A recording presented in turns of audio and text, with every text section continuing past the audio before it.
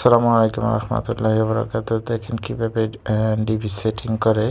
তো আগে আমি ওয়্যারগুলো এক এক করে ডালতেছি, পরবর্তীতে কীভাবে সেটিং করে, কীভাবে নাম্বার লাগা, বিস্তারিত ইনশাআল্লাহ ভিডিও আকারে দেখা হবে। মনোযোগ সহ দেখলে আপনিও কিছুটা হলেও আইডিয়া নিতে পারবেন ইনশাআল্লাহ।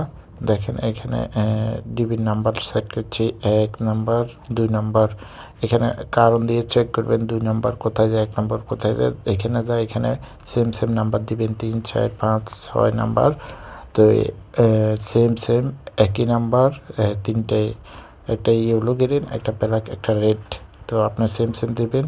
ব্ল্যাকে 1 দিলে নিউট্রাল 1, ইয়েলো 1 দিলে সম্পূর্ণ 1 পাইবে, 3টা করে হয়ে যাবে। তো ওইখানে আপনি যেখানে যায় ওইখানে চেক দিবেন। এখানে সুইচে যত নাম্বার আসবে এখানে সেম নাম্বার দিবেন।